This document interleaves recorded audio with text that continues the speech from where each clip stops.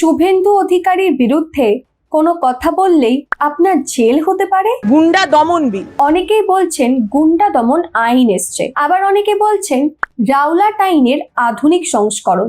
এবার রাওলাট আইনটা কি? প্রথম বিশ্বযুদ্ধের সময় 1919 সালে ব্রিটিশ সরকার একটা আইন পাশ করেছিল। সেই আইন অনুযায়ী সংবাদপত্র এবং তৎকালীন রাজনৈতিক দলগুলোর ওপর নজর রাখা হতো। আপনি কি ডোনাল্ড ট্রাম্প? যদি না হয়ে থাকেন তাহলে অবশ্যই বিহাইন্ড দ্য ফিল্টার ইউটিউব চ্যানেলটাকে সাবস্ক্রাইব করবেন, ভিডিওটিতে লাইক করবেন আর বন্ধুদের সঙ্গে শেয়ার করবেন। কোনো একজন ব্যক্তি তিনি অপরাধ না করলেও যদি প্রশাসনের মনে হতো যে তিনি অপরাধী, তাহলেই তাকে জেলে ঢোকানো যেত এবং শাস্তি দেয়া যেত।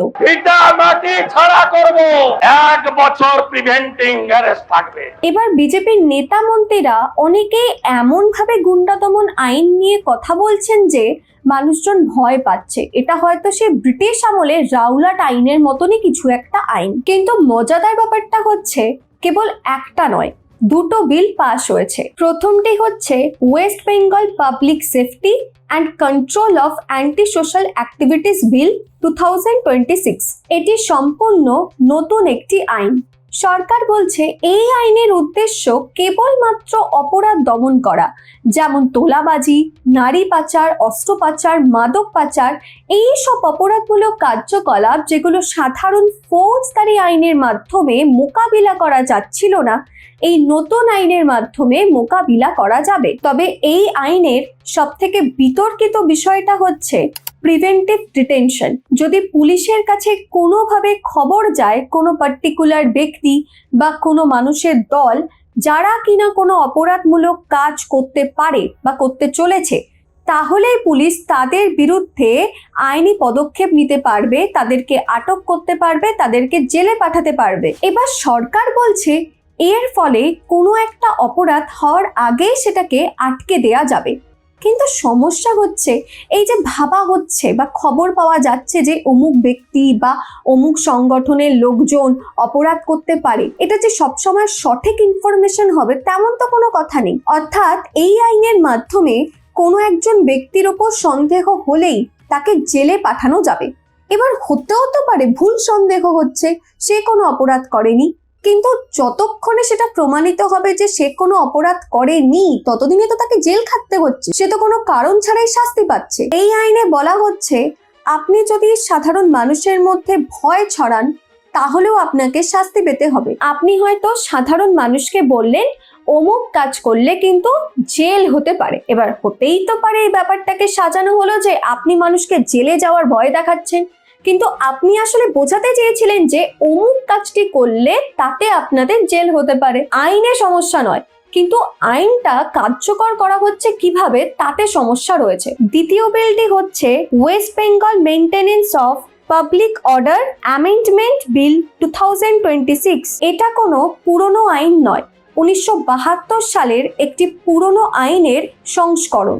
এই আইনের মাধ্যমে কোনো রাজনৈতিক মিছিল চলাকালীন যেসব সরকারি সম্পত্তির ক্ষতি হয় সেই ক্ষতির টাকাটা অভিযুক্ত ব্যক্তির পকেট থেকে নেওয়া হবে। যখন কোনো একটা রাজনৈতিক মিছিল হয় তখন তো আশেপাশের বাস ভাঙচুর করা হয়, পুলিশের গাড়ি ভাঙচুর করা হয়, সরকারি অফিস ভাঙা হয়, আশেপাশের দোকান ভাঙচুর করা হয়। এবার যারা এসব কাজ করে তাদেরকে খুঁজে বের করে তাদের কাছ থেকেই এই ক্ষতিপূরণের টাকা আদায় করা হবে। প্রয়োজন বললে সরকারিভাবে এইসব অভিযুক্ত ব্যক্তিদের সম্পত্তি নিলাম করা যাবে। শর্টকাটে বলতে গেলে দুটো নতুন আইন পাশ করেছে। প্রথম আইনের মাধ্যমে সমাজ বিরোধী কার্যকলাপ দমন করার চেষ্টা হবে, আর দ্বিতীয় আইনের মাধ্যমে সমাজ বিরোধী কার্যকলাপ করতে গিয়ে যেসব ভাঙচুর করা হবে জিনিসপত্র, সেগুলোর ক্ষতিপূরণ নেওয়া হবে অভিযুক্ত ব্যক্তির কাছ থেকে। আইন সাধারণ মানুষ এবং সমাজের উপকারের জন্যই আনা হয়।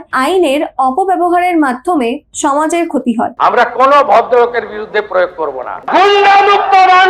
আর একটা গুরুত্বপূর্ণ বিষয়, বিচারপতি অমৃতা সিনহা শুভেন্দু অধিকারীর মামলা খারিজ করে দিয়েছেন। কিন্তু কেন?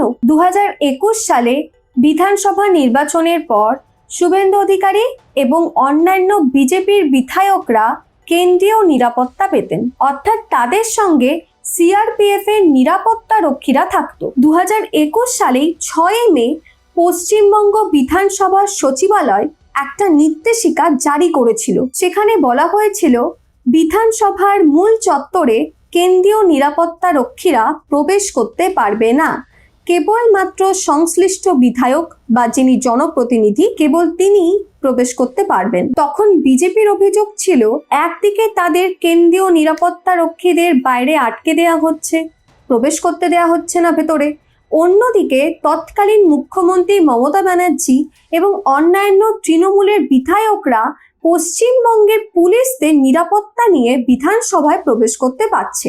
আইন সবার জন্য সমানভাবে প্রয়োগ করা হচ্ছিল না। এবার এই অভিযোগ নিয়েই শুভেন্দু অধিকারী হাইকোর্টে যান। মামলাটি ওঠে বিচারপতি অমৃতা সিনহার বেঞ্চে। দীর্ঘ শুনানির পর আদালতে জানানো হয় বিধানসভার নিরাপত্তা সংক্রান্ত নিয়ম কানুন সব বিধায়কদের জন্যই সমানভাবে মানা হবে। তখন শুভেন্দু অধিকারী দাবি করেন আদালত থেকে যে নির্দেশ দেওয়া হয়েছে সেটা মানা হচ্ছে না সঠিকভাবে, সেই কারণে তিনি আদালত অবমাননার মামলা করেন। এরপর মামলাটি বহু মাস ধরে চলতে থাকে। ততদিনে পশ্চিমবঙ্গের রাজনৈতিক চিত্র পাল্টে যায়। কেস করার সময় শুভেন্দু অধিকারী ছিলেন বিরোধী দলনেতা, এখন তিনি হয়ে গেছেন পশ্চিমবঙ্গের মুখ্যমন্ত্রী। অন্যদিকে যাদের বিরুদ্ধে অভিযোগ করা হয়েছিল তাদের অবস্থাও পাল্টে গিয়েছে, তারা আর আগের ক্ষমতায় নেই। এবার 2026 সালের জুলাই মাসে এই মামলাটি আবার শুনানিতে আসে। শুভেন্দু অধিকারীর আইনজীবী আদালতের কাছে অনুরোধ করেন যাদের বিরুদ্ধে অভিযোগ করা হয়েছে তাদেরকে ডেকে এনে ব্যাখ্যা চাওয়া হোক, প্রয়োজনে তাদেরকে ক্ষমা চাইতে বলা হোক। এবার বিচারপতি অমৃতা সিনহা রেগে যান।